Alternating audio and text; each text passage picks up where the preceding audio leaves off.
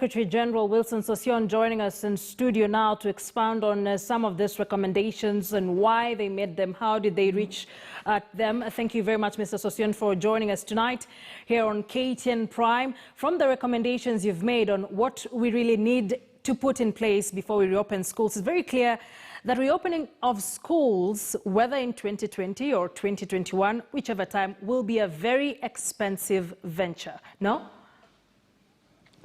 Yeah, indeed, it's going to be very, very expensive. And that is why we recommended, in terms of resources, that there has to be a stimulus package to assist the Ministry of Education implement the requisite measures as proposed by the World Health Organization, the ILO and UNESCO protocol of the checklist of schools reopening, that is in terms of resources. And also in terms of logistics and accepting the reality of COVID-19, Kenyans must accept that we are facing a very strange phenomenon of an infernal virus that has no mercy, that has killed citizens in other nations, and it can also affect our lives. It's already affecting our lives, and it can take away lives of citizens. And therefore, we must invite ourselves to do the correct things. Even as we think of resuming normalcy in the economy, education is a very critical social sector in this country that must also be approached very scientifically, and we allow experts to give us the right compass and direction and steps to take in resuming normalcy.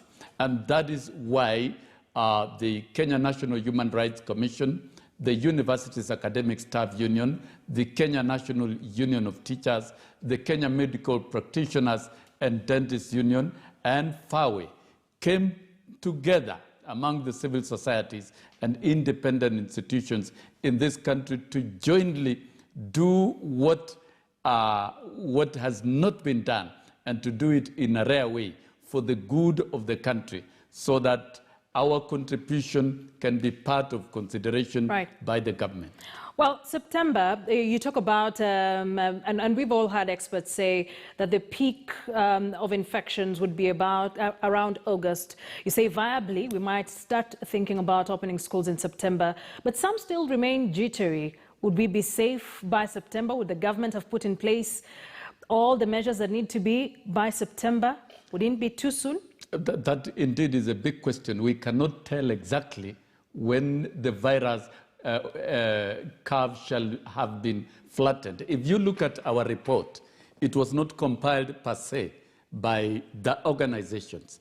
The heaviest input has been drawn from the medical experts, and a good number of professors from Moi Teaching and Moi University School College of Health Science, and led by Professor Koech and Professor Jambo from College of Health Science, the University of Nairobi. These are a team of doctors whom we tasked to give us the correct advice. And looking at the ordinary data, even in the country, the data that is coming out is not good. Look at it today, 122 positive cases against 3,000 tests. And it looks like the curve is peaking. And the projection from the medical experts, and this is a time we must allow our medical experts to lead and show us the way. Their projection is that the peak of this infection might be attained in August, September. And the conditions of reopening schools globally is that nations that have flattened the curve before reopening schools have done it well. But nations that attempted to reopen schools before the curve was flattened led to another spiral of the spread. We have seen in France and several other countries. We do not think as a nation we will go that direction. One of the conditionalities and the expert advice from the medical doctors and medics is that the curve must be flattened fast. And the possibility of flattening the curve is after attaining the peak in the month of August and September. And we cannot precisely say the curve will be flattened by September. And we cannot even say that the peak may be scientifically be in August. It could even be earlier.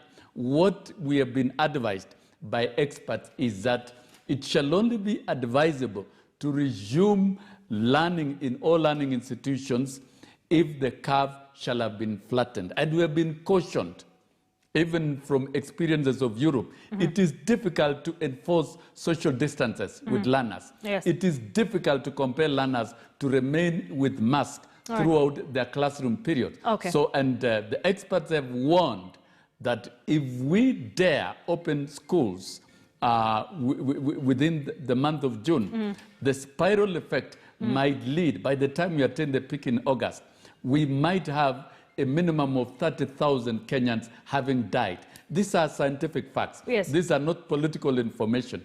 And this should invite all of us to take the right decisions. And Kenya must bite the bullet the way the city of New York, as the state of New York has accepted. Okay. The governor of New York has suspended learning for 1 year.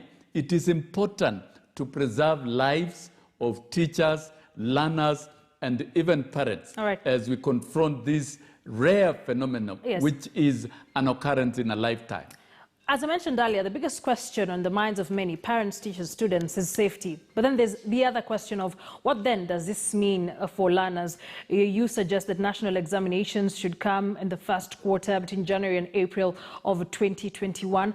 What would this mean for them? And on that, there are recommendations that perhaps we might consider starting reopening with candidates, Class 8 and Form 4 students, so that they are able to cover what they missed before the examinations. Your thoughts on that?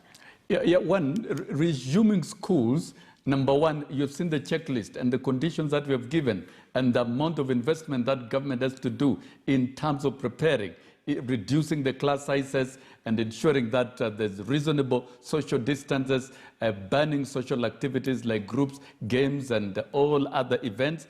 But the most important thing is that even as we resume once the curve is flattened, it must be done skillfully. And we have said, integrate the pedagogy of COVID-19 so that we prepare teachers first, so that they can prepare the learners, because even once the curve is flattened, the virus will still be with us. Okay. And once that is done, the curriculum calendar will never, ever be the same.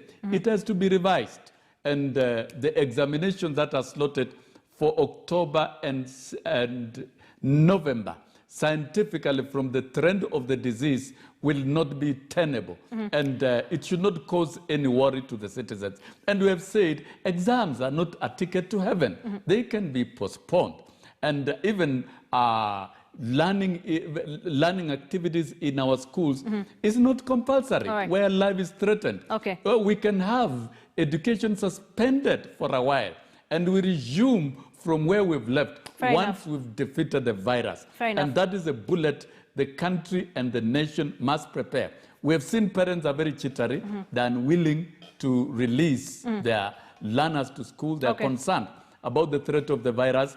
And majority of the teachers in Kenya is an aging population of over 45 years, who, of course, would be very, very vulnerable to the virus in case of resuming schools. Well, then there's a question of once all this has been done, we are seeing your recommendations vastly covering various angles in the education sector. The question of why did we not present this before the Dr. Sarah Ruto-led committee that's specifically looking at the reopening of exams? Now, we made it very clear. We are a free and independent union. And the recommendation of World Health Organization and UNESCO is that teachers, through their unions, must be engaged. And we were never invited.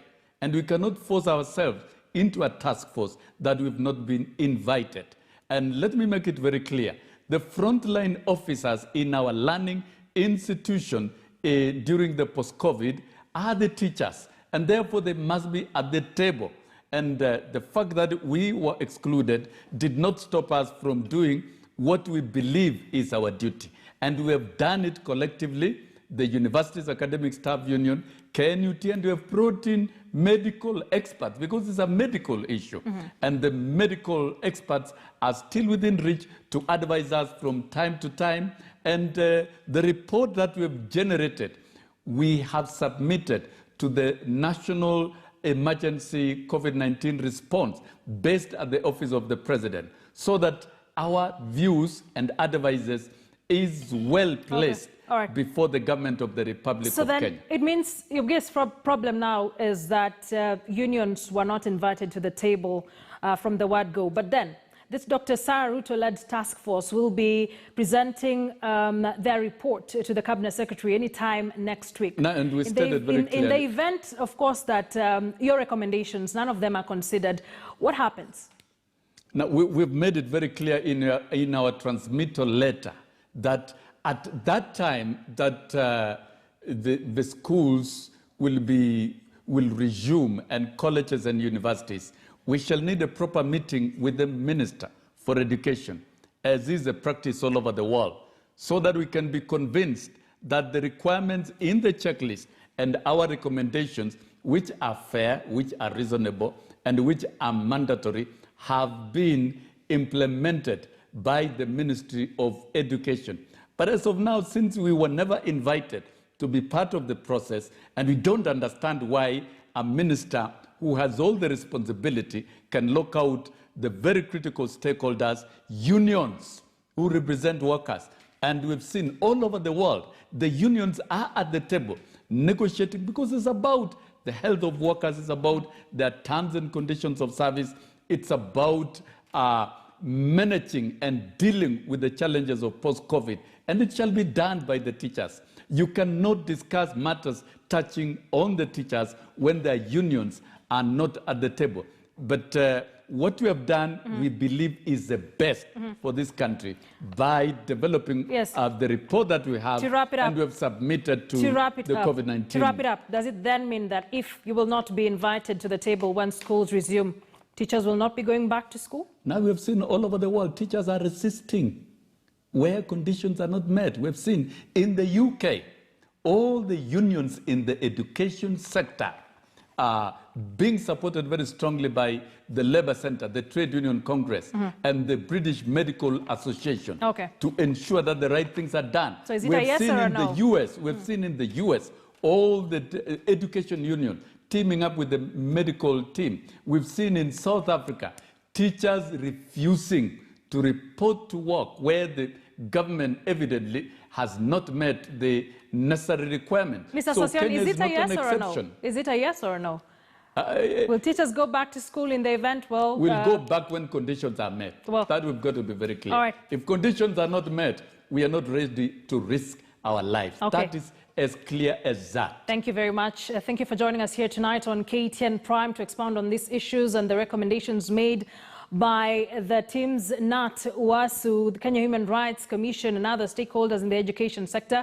Mr. Wilson Sossion is the Secretary General of the Kenya National Union of Teachers. Remember, we are still very, very extensively covering this topic on our standard newspaper tomorrow. This will still remain a headline on what teachers want as far as the school calendar, reopening of schools, and some of the demands that and recommendations that Mr. Sossion is talking about. So get your copy of the standard newspaper tomorrow morning and read more on this. Our big Q, as we involve you in our bulletin tonight, would you take your child back to school?